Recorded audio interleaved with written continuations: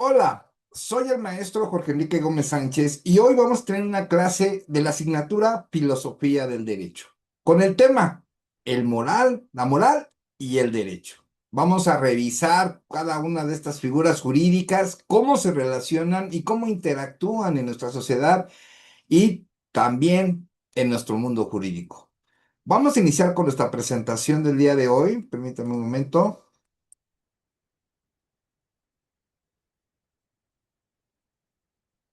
Ok, tenemos aquí Filosofía del Derecho. Vamos a ver la moral y el derecho de la asignatura Filosofía del Derecho.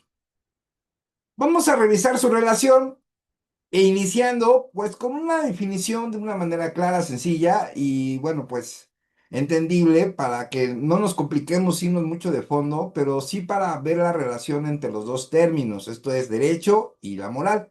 Bueno, desde la perspectiva de la filosofía del derecho podemos entender como derecho que puede definirse como un conjunto de normas, principios e instituciones que van a estar regulando la conducta humana en sociedad.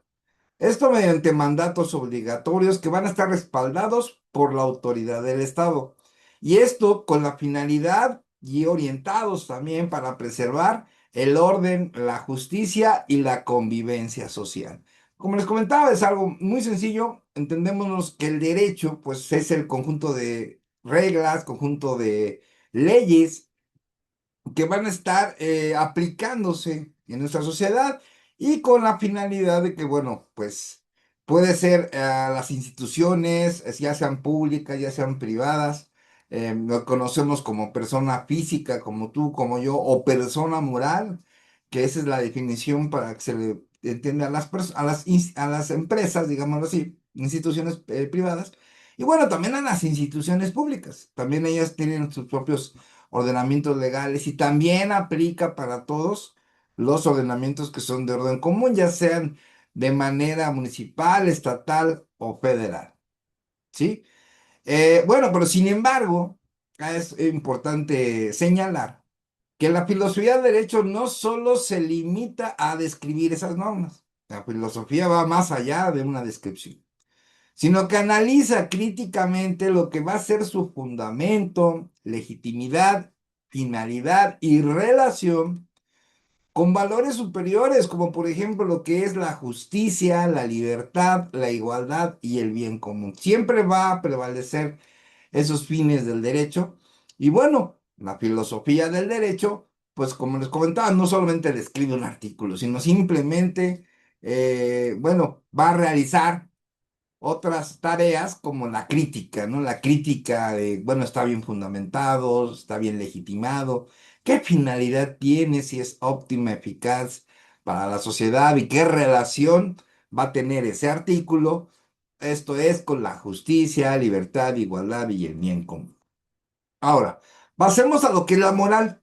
La moral desde la perspectiva de la filosofía del derecho se puede definir como un conjunto de principios, valores y normas de conducta que orientan el comportamiento humano. Y estos están dirigidos hacia lo que una comunidad o una persona considera bueno, correcto, justo, ¿sí?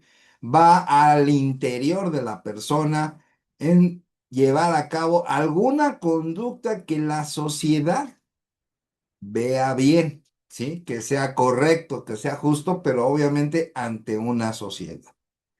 Ahora, a diferencia del derecho, la moral no depende necesariamente de una coerción del Estado. Esto es una obligación que tenga que establecer el Estado para su cumplimiento, sino que su fuerza obligatoria proviene solamente de la conciencia individual, de la aprobación social y de convivencias éticas compartidas dentro de una determinada cultura o sociedad. Cada cultura a nivel mundial es diferente. Nosotros somos mexicanos, tenemos nuestra propia cultura, pero por ejemplo, si tú te vas a Centroamérica, tienen diferentes otras cuestiones de cultura, las cuales ellas pues manejan sus propias culturas y de alguna manera ellos definen en sociedad qué es lo bueno y lo correcto. Entonces va a haber algunos cambios, pero esto ya es ya cambios, digamos, de comportamientos de su propia sociedad, ¿no? De su propia convivencia. Ahora, la moral constituye un referente fundamental para que se analice la legitimidad del derecho. ¿Esto por qué?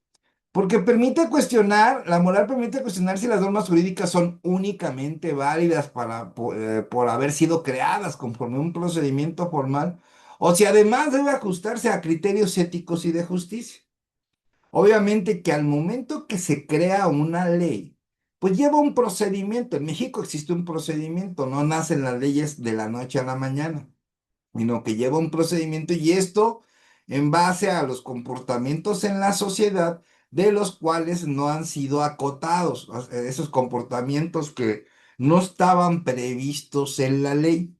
Entonces, la sociedad va a ir cambiando y conforme va cambiando, las instituciones que son encargadas de observar el comportamiento humano en las instituciones del Estado, pues van a detectar a lo mejor una conducta de la cual no está previsto, que debe de preverse y en su caso debe ser sancionada.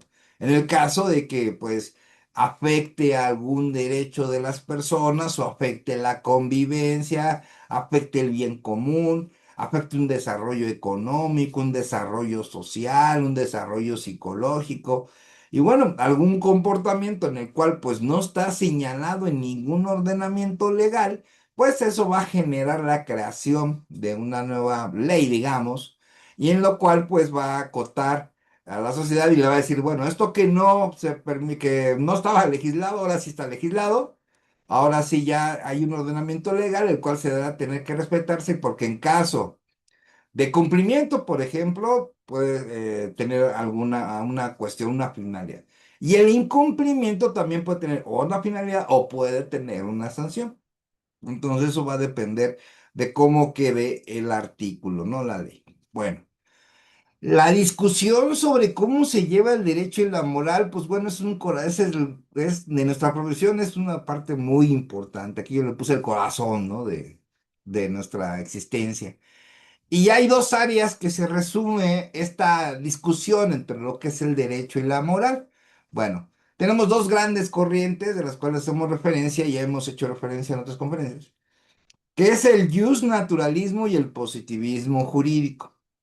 Bien, los justnaturalistas creen que para una regla sea verdadera ley, pues debe ser justa y respetuosa de los principios morales básicos, que esos pues no cambian con el tiempo. Entonces, los que consideran la sociedad como principios morales básicos, bueno, pues en esos, si cumple con esos principios, los justnaturalistas consideran que esa ley es verdadera.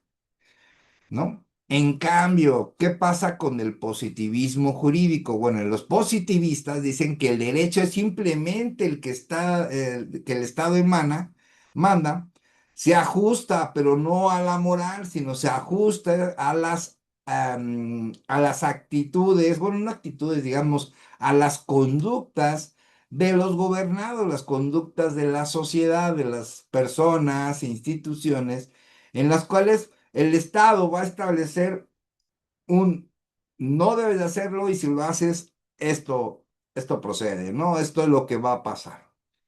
Entonces aquí el Estado se va a fijar y no va a tomar en cuenta la moral, sino se va a fijar, obviamente, en esas conductas y esas son las cuales va a emitir reglas, artículos, las leyes, para que no causen daño, ¿no? Por ejemplo. Bueno, dentro del positivismo ya tenemos un gran tratadista que es Hans Kelsen. Él propuso en su teoría pura, donde el derecho debe estudiarse solo como un sistema de normas y no debe estar contaminado por la moral ni por la política, ¿no? Sino debe establecer para qué fin se está creando. Esa es la teoría pura del derecho, que no se tome en cuenta, que no se contamine, como dice Hawkinson, la moral con la moral o la política. Para él la justicia es un ideal que la ciencia no pueda medir, obviamente, porque la validez de una ley depende de si fue creada por el camino legal correcto o de si es buena, ¿sí? Entonces la ley va a depender, pues obviamente, que se crea para que se prohíba alguna conducta del ser humano, de la persona, de las instituciones, porque el momento que llegara a realizar, pues provocaría un daño a la misma sociedad. Y daños, podemos hablar de muchos, ¿no? Daño económico, daño social, daño psicológico, infinidad. ¿Ok? Por otro lado, había otro gran tratadista que es Herbert Hart. Él ofreció un positivismo admitiendo que el derecho debe tener un contenido mínimo. Debe tener un contenido mínimo de moral para que sociedad sobreviva. Era su planteamiento. Esto incluye reglas básicas como prohibir la violencia, proteger la propiedad. Según Hart, una ley puede ser legalmente válida, pero moralmente mala. O sea, también existe esa posibilidad, pero Hart se acercaba un poco a la moral, ¿sí? Que tendría que tener los artículos, las leyes, esa parte de la moral. Ronald Working rompe con la idea de que el derecho son solo reglas y dice que también debe de incluir principios, ¿sí? Estos principios son exigencia de justicia, honestidad, que los jueces deben usar, y bueno, eso debe de prevalecer, déjenme les digo, no solo como jueces, sino también como servidores. Cualquier servidor público o cualquier ciudadano también debe de llevar una justicia y honestidad. Y especialmente cuando las leyes son confusas o insuficientes, también que puede existir esa parte. Para él el derecho tiene una integridad que nos obliga a interpretarlo siempre bajo su mejor luz moral. Es muy importante esto porque, bueno, en México, por ejemplo, existen todos los códigos civiles, todos los códigos penales. Y bueno, la aplicación del artículo pues tiene que cumplir muchísimas funciones, no nada más es aplicar por aplicar.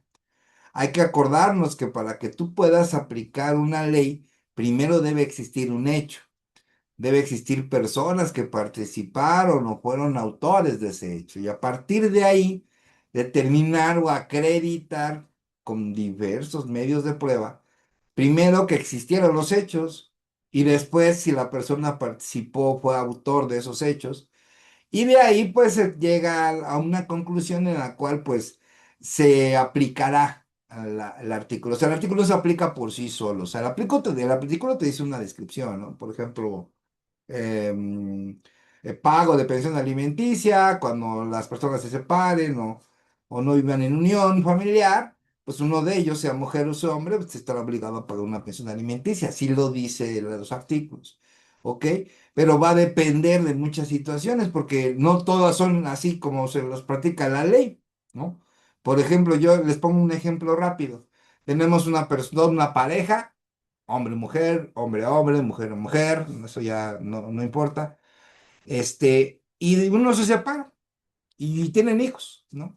Entonces, al momento de tener hijos, la persona que se queda con la guardia de custodia, pues necesita recursos económicos para poder solventar las necesidades del niño y adolescente. Entonces, la persona que no tiene la guardia de custodia, pues la ley le obliga a que tienes que pagar una pensión. Pero, ¿qué pasa en la vida real? Pues hay muchos supuestos, ¿no? Por ejemplo, hay que ver cuál es la cantidad, cuál es el recurso económico idóneo y sobre todo, bueno, cuáles las necesidades del niño adolescente y otra, cuál es la potencia, digamos, o lo que puede cumplir el obligado alimentario. Hay algunos artículos que en verdad sí no se especifican bien, yo les comento así de conocimiento, que cuando una persona se separa y va a pagar pensión alimenticia, desde ese momento ya le dicen deudor alimentario. Y a mí me pasó en la vida real, en un caso donde yo a un señor, era mi cliente, y él pues, pagaba su pensión normal. Entonces estábamos en el juzgado, era una audiencia, ahí estaba presente la señora, no había tema, pues no había pelea, o sea, en realidad. Pero el señor, cuando sale uno de los juzgados y el juzgado grita, ¿dónde está el deudor alimentario, no? Usted está como deudor alimentario. Y el señor dijo, pues no, le quedó decir que sí. Bueno, entonces que acabó la audiencia y al final, pues el señor muy molesto viene conmigo y me dice, oye, Lick, o sea, ¿por qué me dice deudor alimentario? Digo, pues la verdad no sé, porque no eres deudor alimentario. Dice, eso me queda claro. ¿Y por qué no es deudor alimentario? Porque él estaba pagando su pensión normal. Entonces a mí me dicen, oye, pero ¿por qué nos dicen así? Le dice, no, lo que pasa es que es un modismo, digamos, que se expresan los operadores jurídicos, en lo cual, pues, el que no, el que paga pensión le dicen deudor alimentario, cuando no es el término correcto. El término correcto, cuando una persona paga una pensión alimenticia, sea hombre o sea mujer, no es deudor alimentario, es obligado alimentario. Ese es el precepto correcto que debemos ocupar. Entonces, es muy importante porque, bueno, que existe esa actuación de las personas. Y, por ejemplo, pues hay artículos que no hay, artículos que dicen, es que el deudor alimentario, ahora espérate, o sea, no, todavía no sabes si debe o no debe, ¿no? No, es obligado el alimentario. ¿Y qué pasaría, por ejemplo, si, ok, yo soy el obligado alimentario, pero ¿qué crees? Sufrí un accidente y no puedo trabajar? O sea, ese es el punto. ¿Qué pasaría en esos casos? Así no lo prevé tal cual los artículos, sino que tendremos que ir más de fondo o qué nos dice la ley cuando está imposibilitada la persona para cumplir con su obligación alimentaria. Así se debe decir. Entonces, ¿cómo va evolucionando las cuestiones, la aplicación de la norma? Y bueno, cuando se aplican las normas, pues puede haber una afectación, aún así que la ley, pero esa ley se encuentra injusta, por ejemplo, cuando se aplica a un caso en especial, ¿no? A lo mejor se aplica en otros casos y no produce alguna afectación, sino ya la produce en asuntos particulares. Y eso es lo que nosotros tenemos que observar.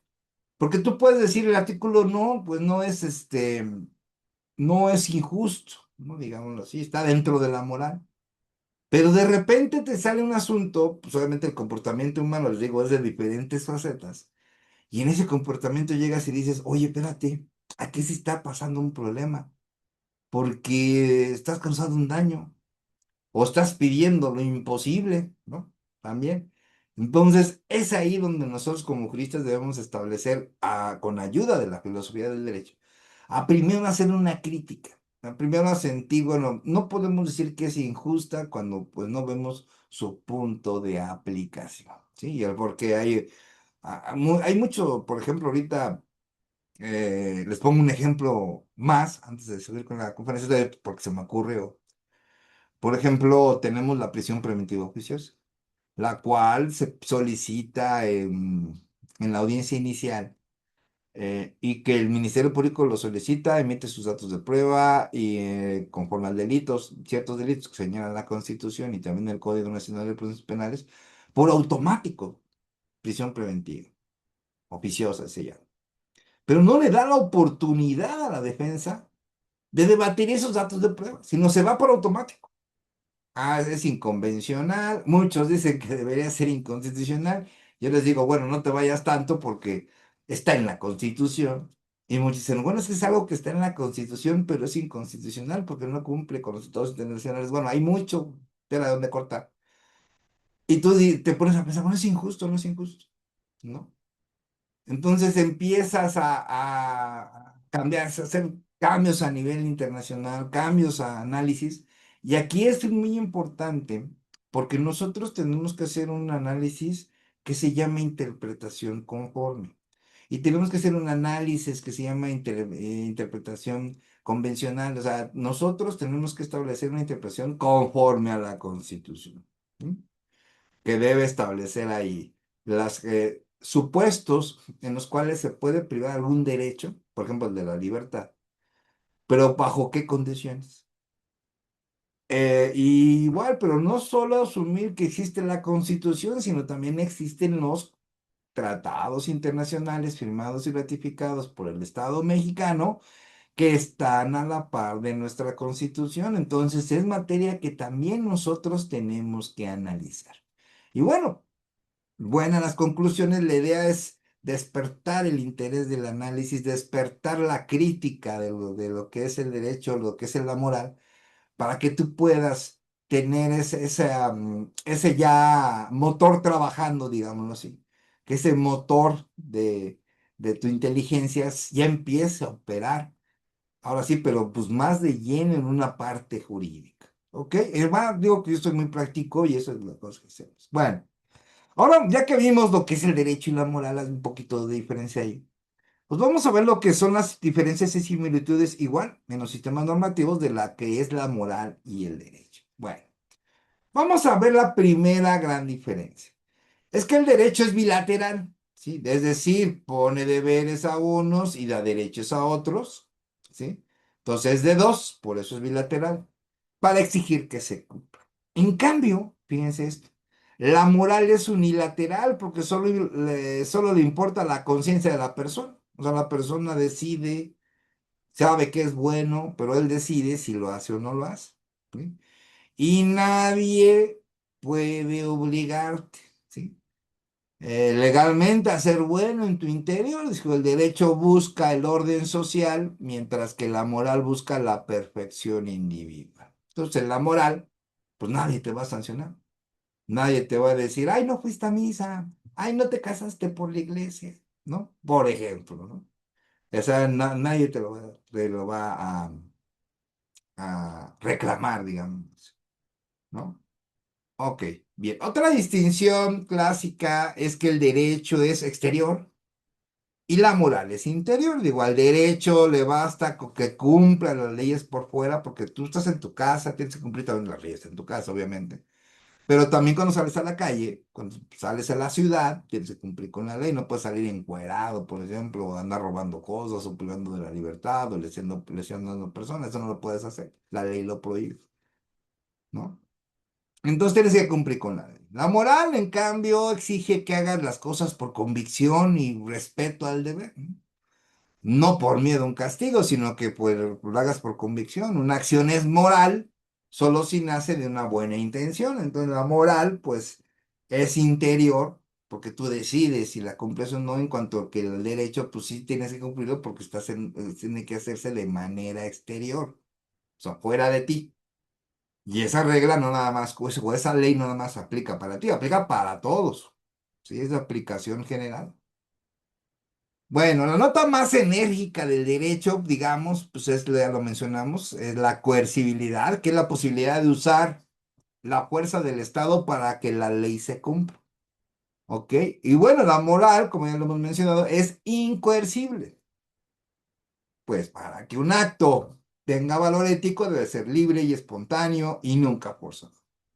Si te obligan a ser generoso, esa acción deja de ser un acto moral, deja de ser un acto moral para convertirse simplemente en un cumplimiento legal, ¿no?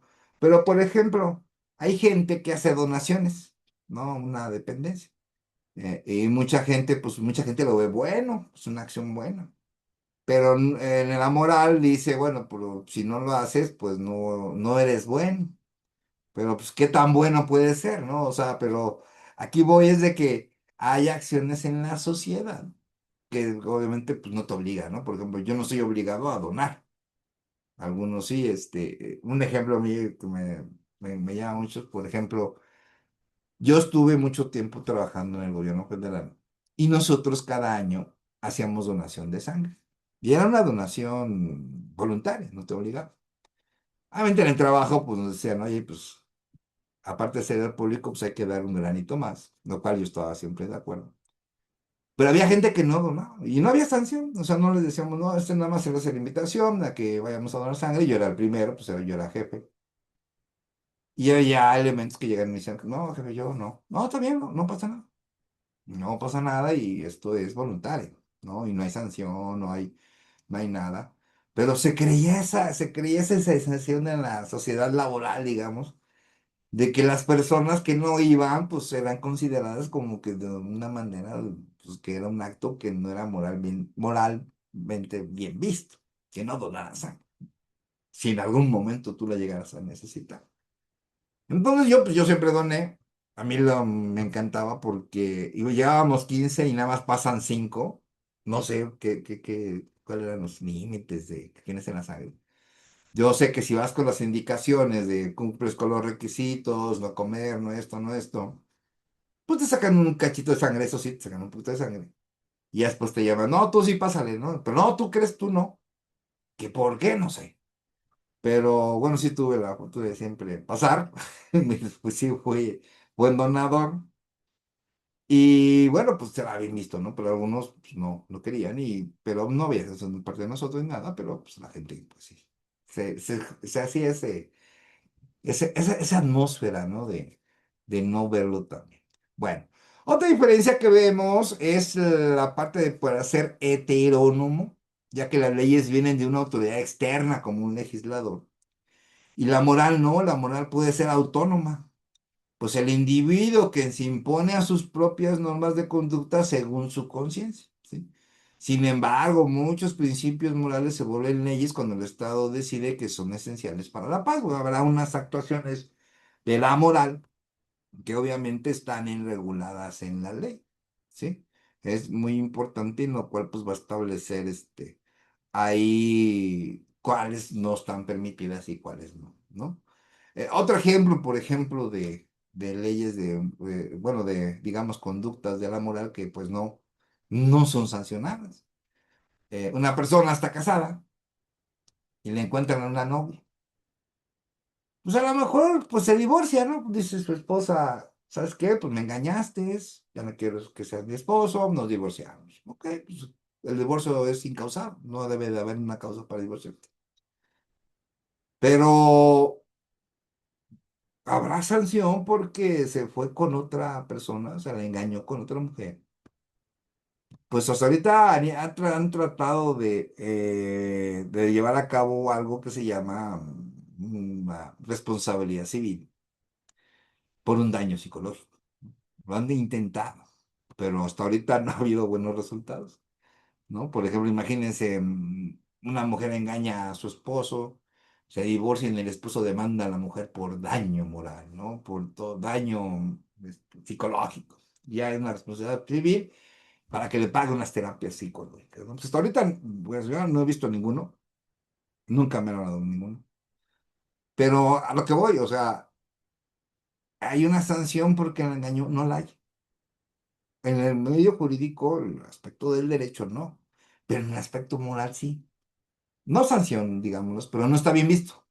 Entonces la moral te va a decir, vas a ser el ojo del huracán. La vecina, los conocidos, pues todos te van a decir, él engañó a su esposa. Entonces ya estás hasta señalado. ¿Sí? Que también eso se llama discriminación, déjenme les digo. Y bueno, ese tema de discriminación y moral están en verdad bien problemático, ¿eh? Pero súper problemático, porque no puedes llamar estereotipar a las personas hoy en día.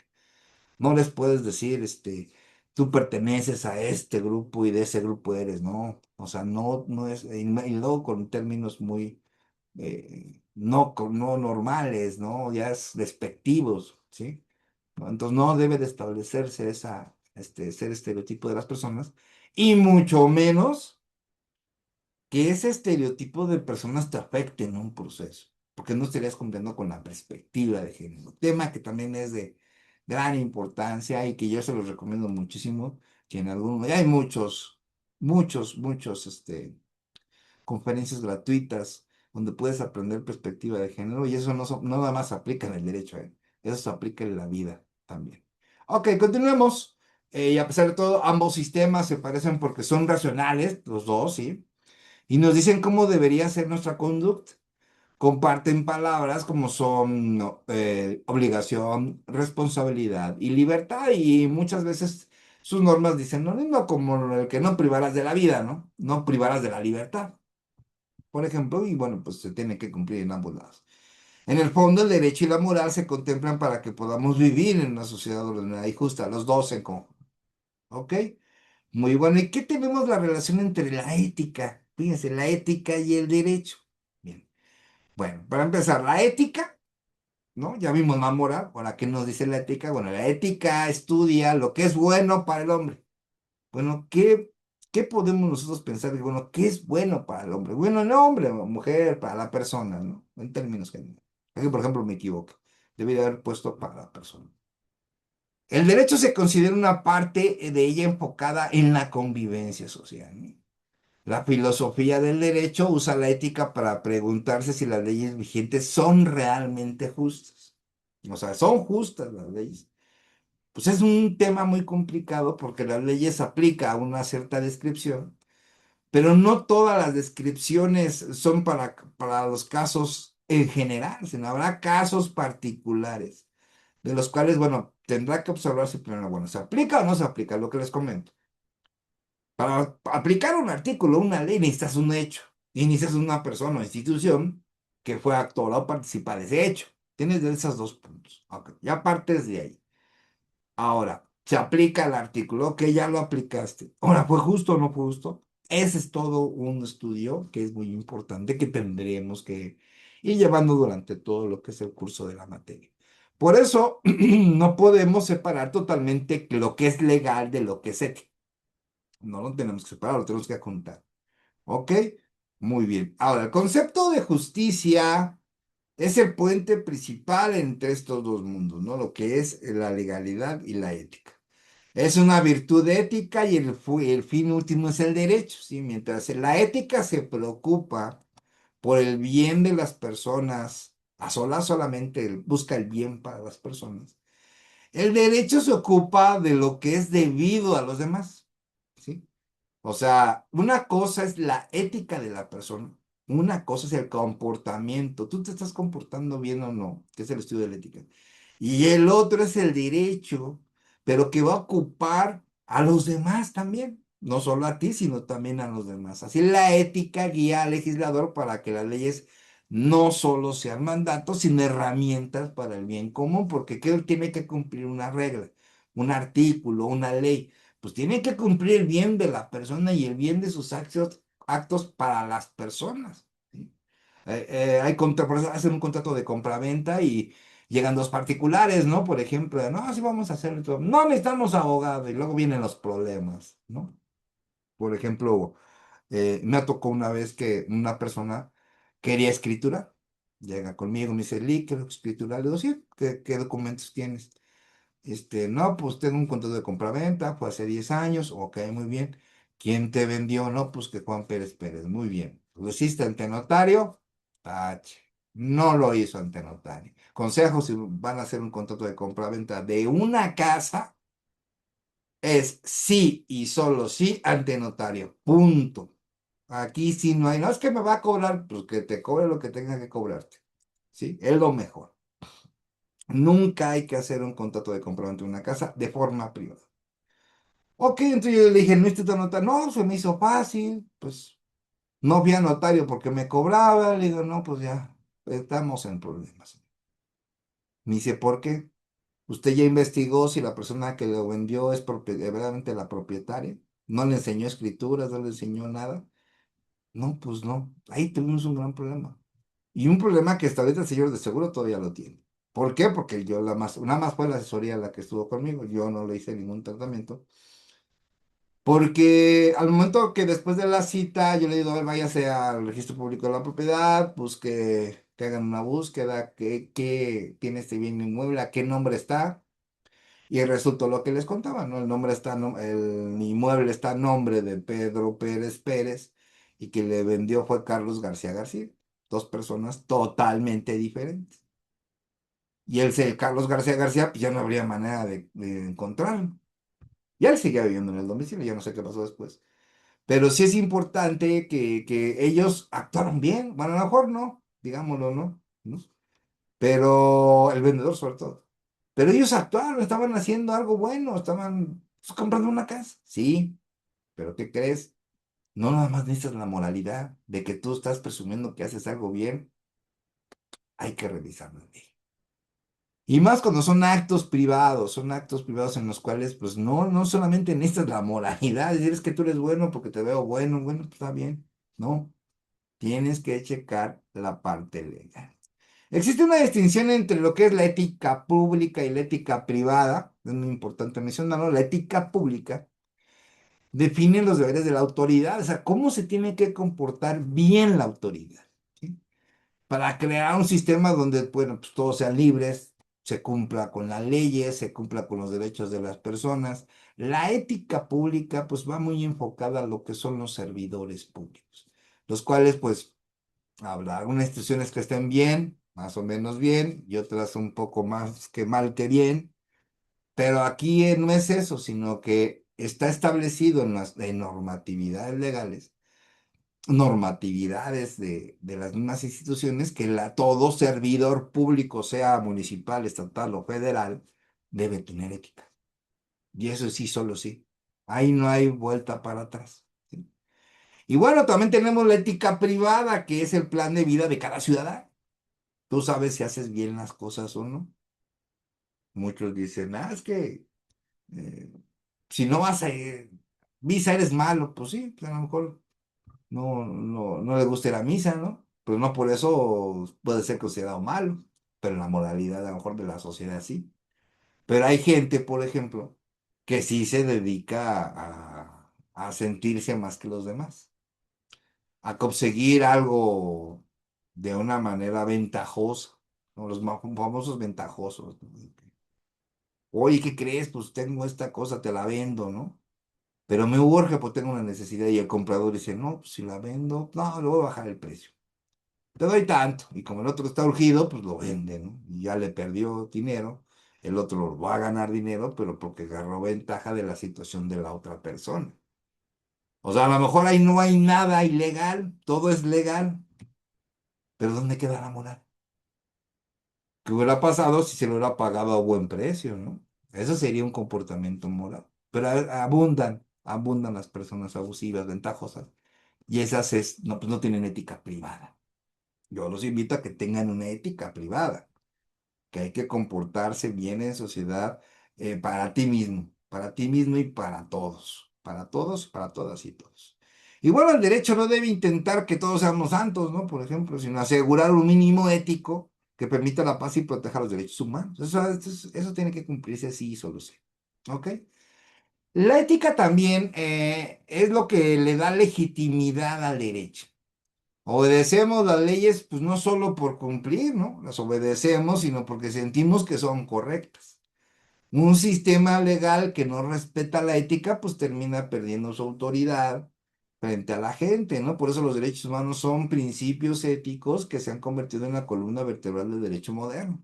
Hoy los derechos humanos, pues es un derecho que se debe de cumplir sí, solo sí, las personas lo tienen, no pueden renunciar a ellos, son universales, son interdependientes, bueno, inalienables, bueno, infinidad de características de los derechos humanos que bueno, que siempre deben de estar a la vanguardia, siempre se deben cumplir. Vamos, ese tema de derechos humanos lo vamos a ver al final, pero vamos a irnos muy de fondo ahí un poco, ahí sí les digo, vamos a irnos un poquito de fondo, porque los derechos humanos son sumamente importantes. Y eso se tiene que cumplir sí y solo sí. Aquí no hay de que, aquí no entra si sí le gustó o no le gustó, o se considera que no es moral, no. Aquí los derechos humanos, derecho a la vida, a la educación, al trabajo, ¿no? A la no discriminación, todo, infinidad de derechos se deben de cumplir sí y solo sí. Y no nada más en México, eso es a nivel internacional.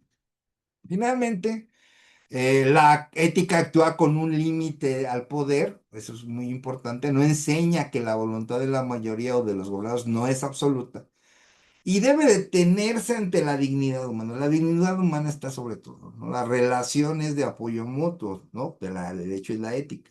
El derecho asegura el orden para poder vivir éticamente y la ética le da sentido, le da un propósito a las reglas de derecho. El por qué es bueno, ¿sí? Porque acuérdense que la ética estudia lo bueno para lo que es la persona y siendo esta persona, pues una persona física, como ustedes, como ya una persona moral, una empresa, una institución pública, cualquiera, cualquiera que sea, ¿sí? Ahora, ética jurídica, bueno, ¿qué conflictos éticos en la práctica legal? Bueno, la ética jurídica estudia las normas que deben seguir los abogados, los jueces, para que su trabajo sea honrado y leal. Todo servidor público o todo abogado que realice actividad jurídica, pues debe de prevalecer lo honrado y lo leal.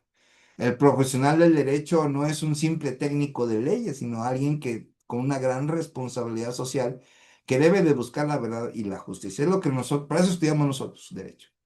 ¿Qué buscamos? Buscamos una justicia, buscamos una verdad. Llevar a una persona a generar el derecho que le corresponde, ¿no? El conflicto ético más común ocurre en la solución que dicta la ley cuando comparece injusta, ¿no? Para un caso en concreto. Entonces le digo, ahí están las normas, ahí están las leyes, pero se tendrá que revisar cada caso en particular. Eso es muy importante, ¿sí? Porque puede existir que para algún caso no existe ningún daño, o sea, no existe al parecer un daño, pero para otros sí.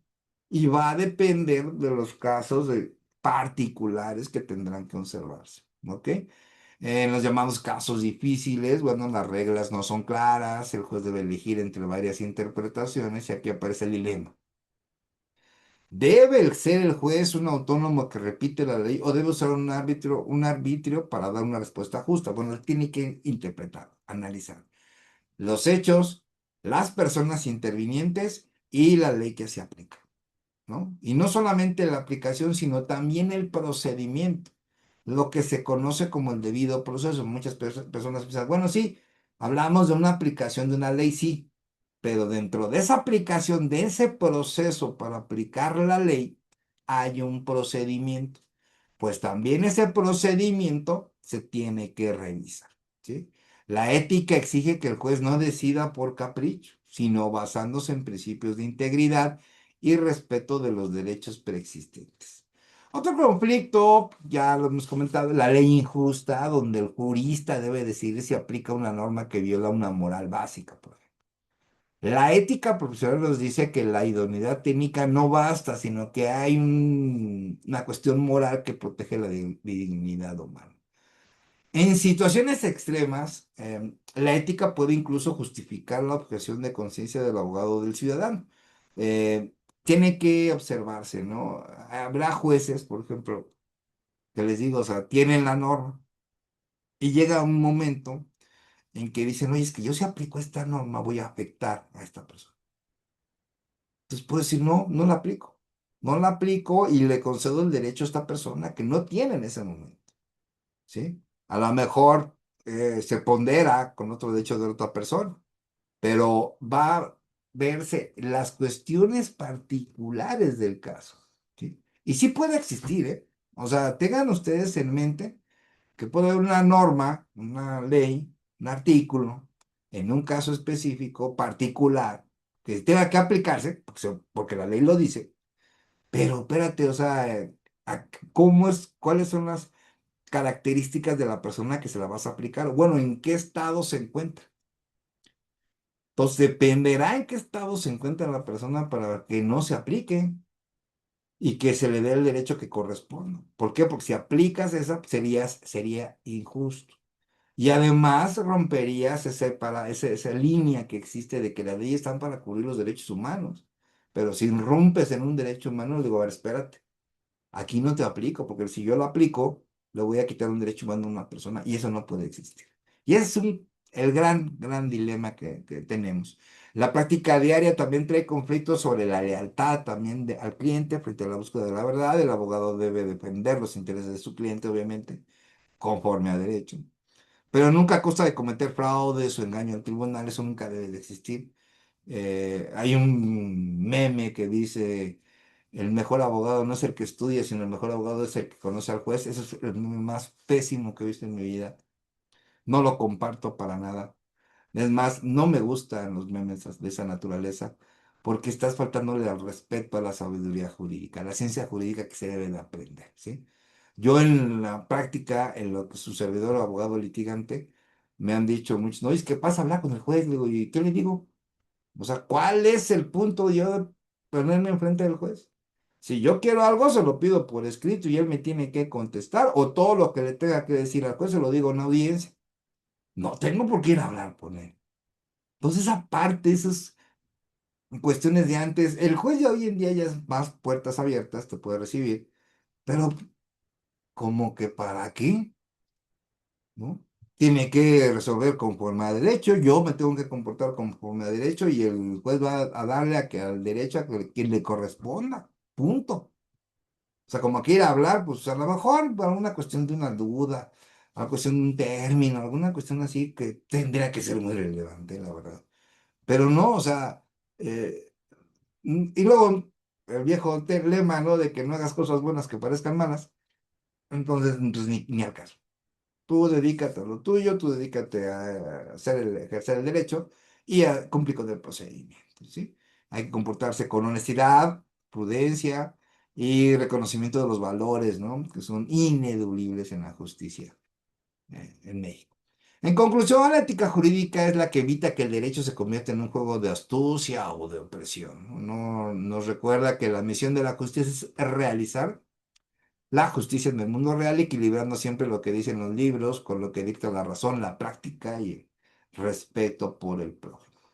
Aquí les traigo una infografía que es la moral y el derecho, que nos habla precisamente de las distinciones entre ellos, como la bilateralidad,